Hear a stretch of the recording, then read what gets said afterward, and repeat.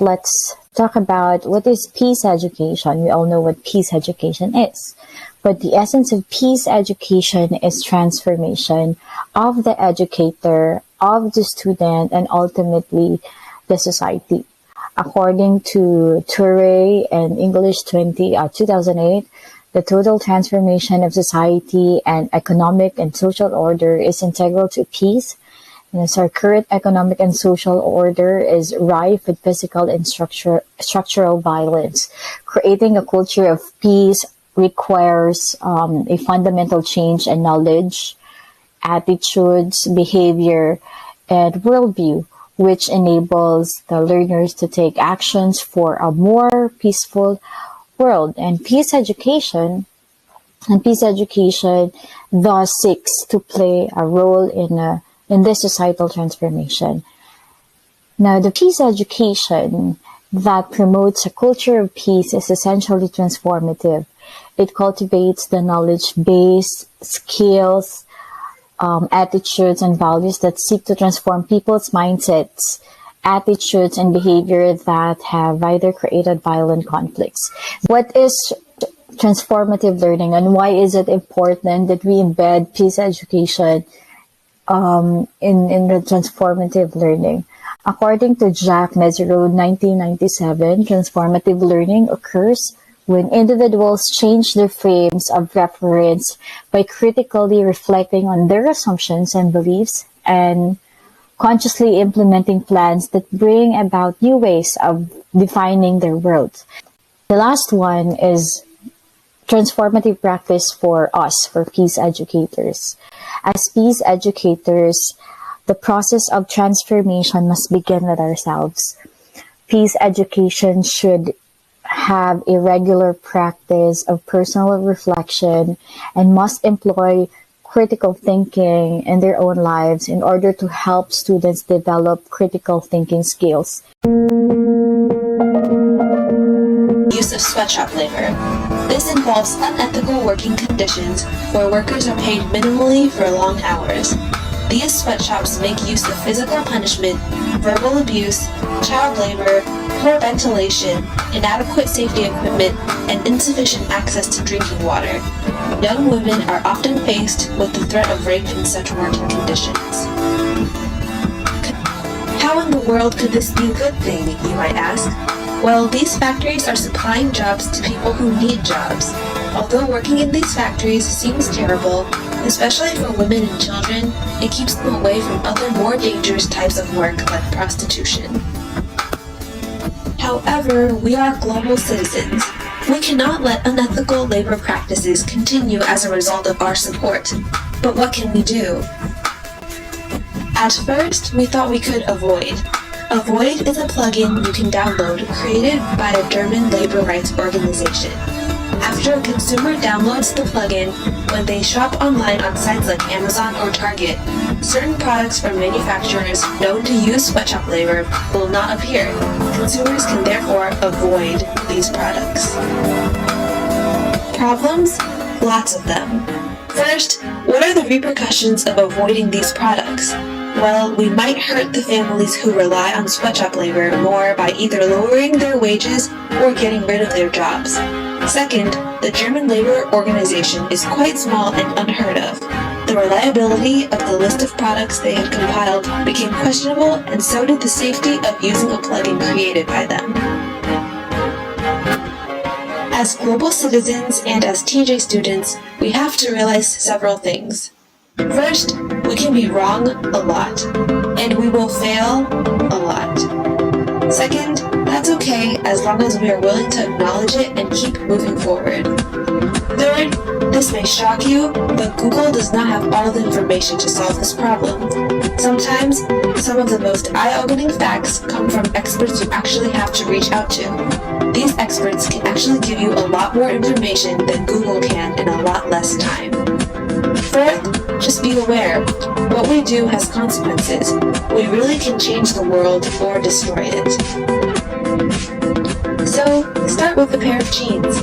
Make sure you are giving your support, or your money, to a company who deserves it. We live in a globalized world. People, places, and economies are increasingly interdependent and interconnected. Ongoing global challenges are impacting all. Solutions require thinking and acting beyond national borders. Young people want an education that is relevant to their worlds and aspirations. Global citizenship education can help us learn to live together in peace. It nurtures respect for all, a sense of belonging to common humanity based on human rights. It helps learners think critically, understand the interconnections between the local and the global. It builds motivation to engage and assume active roles to resolve global challenges, and contributes to a more just, peaceful, tolerant, and sustainable world. Global citizenship education can be delivered in schools in a variety of subjects, but also outside of school. Community associations, authorities, the media, family. It concerns everybody. Education fosters global citizenship.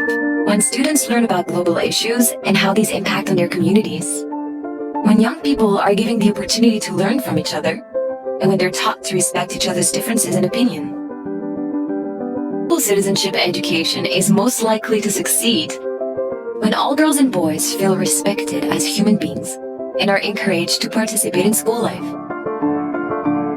We can all be global citizens.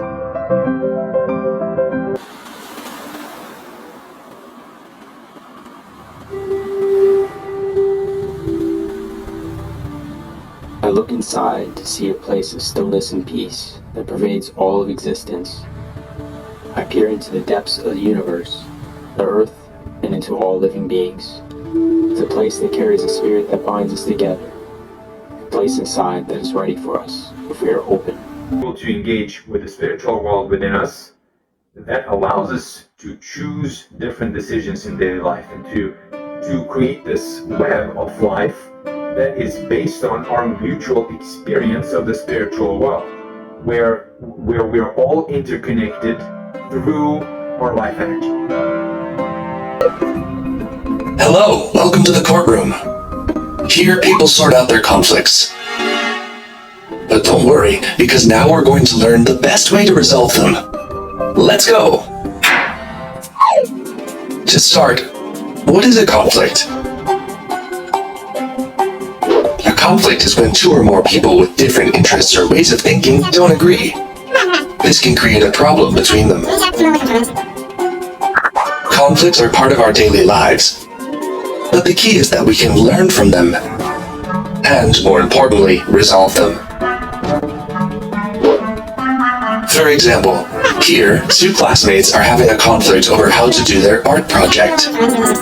She wants to use paints, and he prefers to use clay. As you can see, they don't agree. They have different positions. It's important to understand that a conflict isn't a fight where you shout or say mean things. This is just how some people deal with conflict, but it's not the best. Instead, we should ask ourselves a few questions.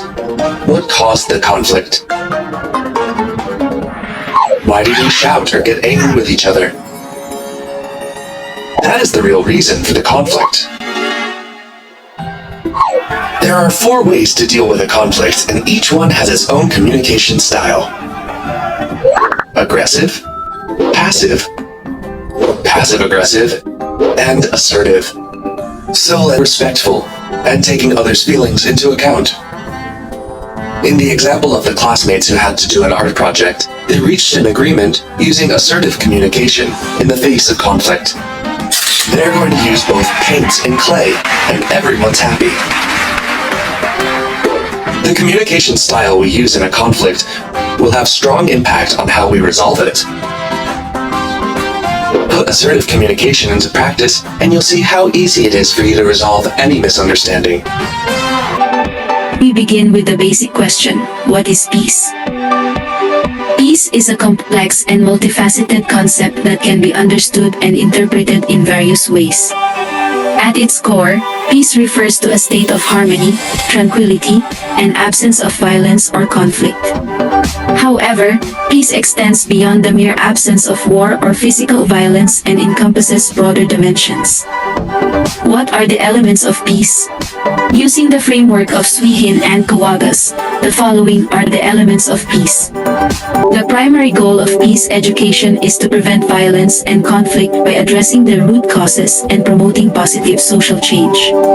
It encompasses a wide range of topics, including human rights, conflict resolution, social justice, intercultural understanding, global citizenship, and sustainable development. What are the pedagogical principles in peace education? We have 4. First, holism. All issues are interrelated and thus, peace education needs to be implemented in all levels and modes of education and should involve all sectors of society. Secondly, dialogue. Peace education requires respectful listening, openness to new ideas, and participatory and democratic learner-centered approaches. Third, critical empowerment. It involves the mind, heart, and spirit, commitment to action and transformation both at the personal and the societal levels, spiral learning curve. Lastly, values formation. There is a need for education to nurture peace-oriented values at both personal and structural level based on cultural roots and universal consensus. Teachings in education, multicultural education, teaching to diverse students for equality. Please take no offense at the images used below. Now, let's begin this video with a quick overview of multicultural education.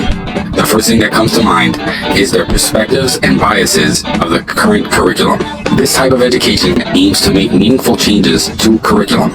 It attempts to reform educational institutions in a way that empowers individuals from diverse cultures and backgrounds. The data is out there. Achievement gaps exist throughout various cultural groups. A multicultural education should highlight cultural diversity and ethnic backgrounds. You want to make sure students from diverse backgrounds feel welcome at home in their schools. Now, let's take a look at a framework focused on multicultural curriculum reform approaches. Also credit to James Banks. Now, there are 4 types of approaches. The first one being the contributions approach. Cultural heroes and ethnic artifacts are added to the curriculum during holidays and specific lessons. During a Mexican holiday, for example, teachers might bring up a little history on the holiday and allow students to bring in culturally relevant food. Teachers might place spotlight on important inventors and scientists. However, this approach is very limited, and students don't really get a chance to learn the full story. The next approach is additive. In-depth content, themes, and perspectives are added to curriculum without making changes. It may be necessary to add a unit of history of Africa. In literature class, add specific books that touch upon underrepresented cultures. Just as African history and culture are often neglected, so too is Japanese culture and history. There is much that students can learn from this beautiful culture. The third curriculum approach is transformative. This curriculum is changed, transformed, in a way that focuses on the perspective of diverse cultures. Schools must present a curriculum that allows students to see and understand the different ways that certain cultural groups have benefited while other cultural groups have been harmed. Have students consider the viewpoints of different countries in terms of the United States. And the last approach is social action. Here, the curriculum allows for students to recognize vital social issues and take action to solve these issues. Have students study specific examples of bigotry and discrimination. From there, students can cooperatively work to identify prejudice within their personal lives and the school system. Students should then search for relevant data related to social issues that they're looking to take on in their lives. Allow for students to have productive, open discussion. Right? In life, everything must be learned. We are not born educated. We learn math, languages, how to ride a bike, or how to drive. But have we been taught to manage conflicts? So what do you do when you are in one? A conflict left unchecked or faced unskillfully ends in violence. The best way to deal with them, however, is with nonviolence. Have you heard of it? If you want to put it into practice but don't know how it works, you will make some common mistakes. 1. You will see things in the short term, wanting quick results, and this rush will lead to mistakes. You are used to action with a reaction. 2. You will think everything comes down to external activism without seeing the importance of interior nonviolent transformation, both for you and your group. Empowering everyone takes time. 3. You will act with your feelings, obeying fear or anger or the desire to impose your will, and all of this will only make it harder to make free and constructive decisions. 4. This will also make you look at your adversary through these feelings, gradually convincing yourself that they cannot be included in the solution. 5. You will be unable to thoroughly analyze the situation and determine the source of your adversary's power, and without that it is very difficult to plan a resolution strategy. 6. As such, you will improvise nonviolent action as you go, and that often ends badly. 7. You may become discouraged by these failures, and perhaps without evaluating or understanding why things ended up that way. 8. You will be tempted to return to violence, especially when they provoke you. 9. It may even be that you had not considered the effort and consequences involved, and they seem disproportionate to you. If you don't accept them, you might be complicit in injustice, and your positions and actions will lose credibility and could lead to even bigger failure. But all of this can be avoided if you prepare well. With training, you could change yourself in the face of injustices around you. Are instrumental to changing the path of a society. When a group of people comes together with a shared idea, they can create lasting effects by encouraging change in their society or by resisting it, both of which will shape the future of their society. But a social movement is not just a group of people with an idea. If that were the case, every little group with a novel idea would be starting a social movement.